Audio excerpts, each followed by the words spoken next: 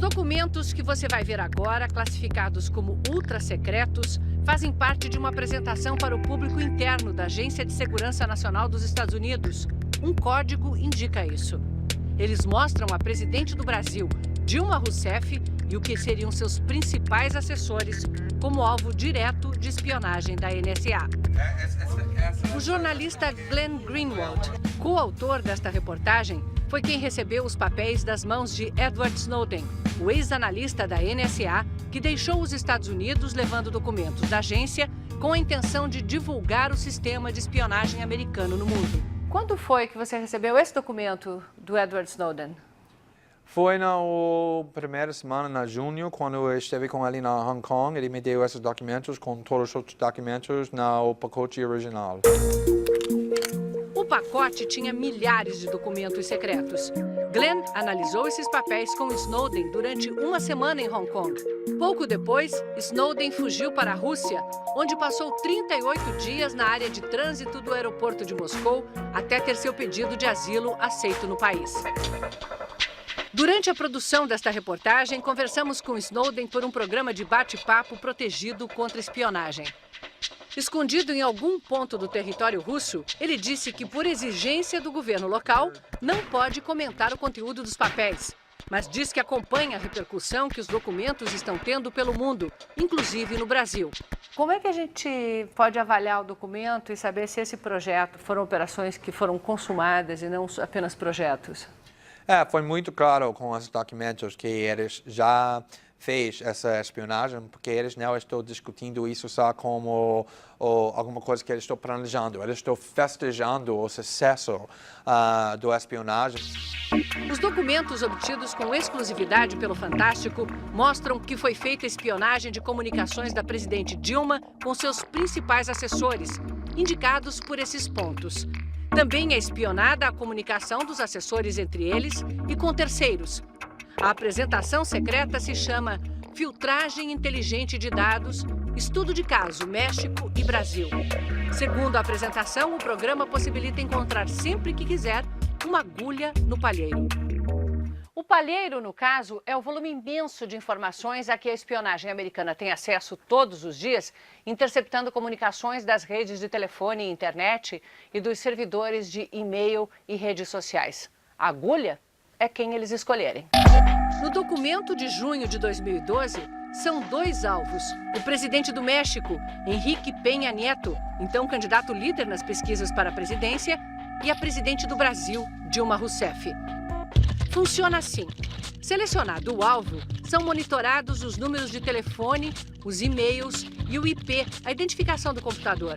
O mesmo para os interlocutores escolhidos, no caso, assessores.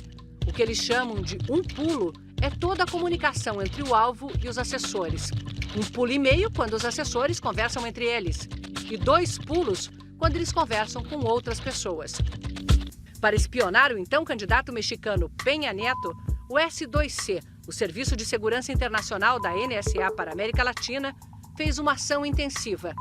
Para isso, usou 2 programas. Um deles é chamado Mainway e serve para coletar o grande volume de informações que passa pelas redes de comunicação.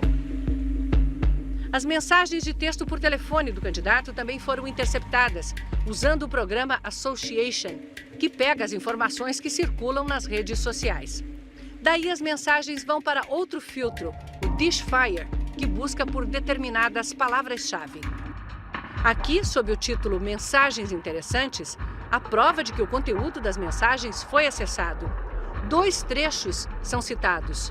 Num deles, o ainda candidato à presidência do México, Peña Nieto, conta quem seriam alguns de seus ministros, que só tomariam posse 6 meses depois da eleição.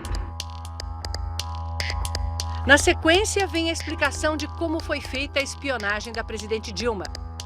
GO é o objetivo da operação: melhorar a compreensão dos métodos de comunicação e dos interlocutores da presidente do Brasil, Dilma Rousseff, e seus principais assessores. O que eles chamam de sementes são os endereços eletrônicos e números de telefones monitorados.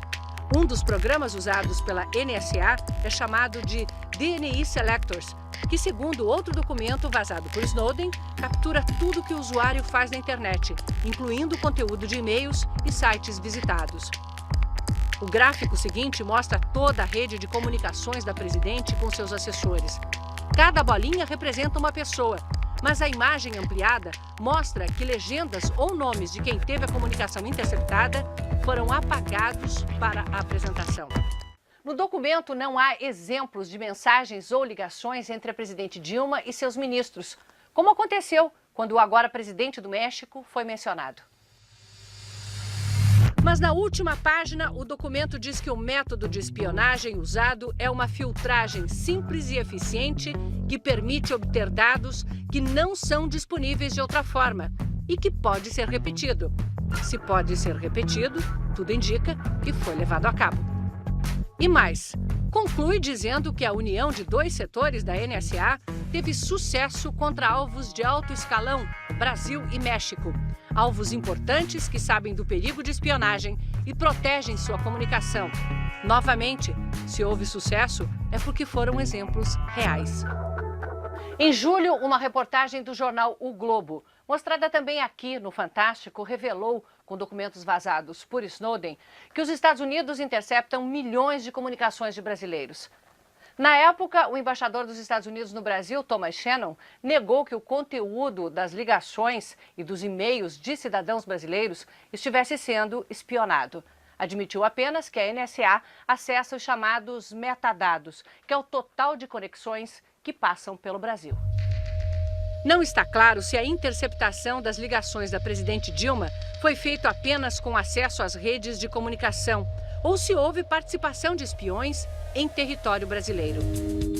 James Bramford, especialista que escreveu 3 livros sobre a NSA, falou com o Fantástico em Washington. Ele diz que a NSA tem espiões nas embaixadas e consulados americanos pelo mundo. Temos uma grande embaixada em Brasília e um consulado no Rio de Janeiro. A NSA opera nesses prédios.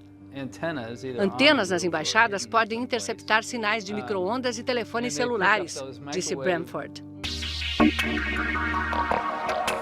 Ainda em Hong Kong, quando se encontrou com Glenn Greenwald, Edward Snowden comentou os documentos que envolvem a espionagem à presidente Dilma. Ele disse o seguinte: a tática do governo americano desde o 11 de setembro é dizer que tudo é justificado pelo terrorismo, assustando o povo para que aceite essas medidas como necessárias. Mas a maior parte da espionagem que eles fazem não tem nada a ver com segurança nacional. É para obter vantagens injustas sobre outras nações em suas indústrias e comércio em acordos econômicos. No mês passado, a revista Época publicou com exclusividade um documento comprovando que a espionagem americana é também comercial. Trata-se de uma carta escrita pelo atual embaixador americano no Brasil, Thomas Shannon, em 2009, quando ainda era subsecretário de Estado. Ele agradece à NSA pelas informações repassadas à diplomacia americana, antes da 5ª Cúpula das Américas, um encontro entre os chefes de Estado do continente para discutir assuntos comerciais e diplomáticos da região.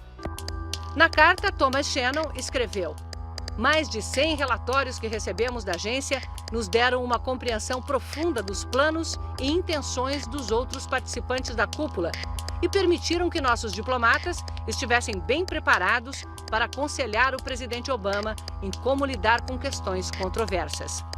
Em questões comerciais, saber o que os outros estão pensando antes das reuniões multilaterais é como jogar pôquer sabendo quais as cartas de todos na mesa.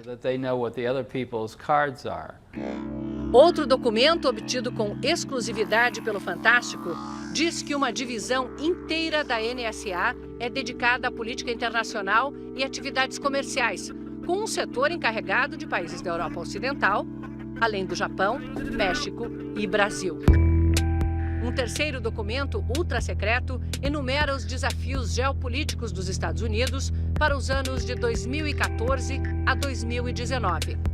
O surgimento do Brasil e da Turquia no cenário global é classificado como risco para a estabilidade regional. E o Brasil aparece de novo, junto com outros países, como uma dúvida no cenário diplomático americano. Nosso país seria amigo, inimigo ou problema? Também são citados Egito, Índia, Irã, Turquia, México, além de outros países.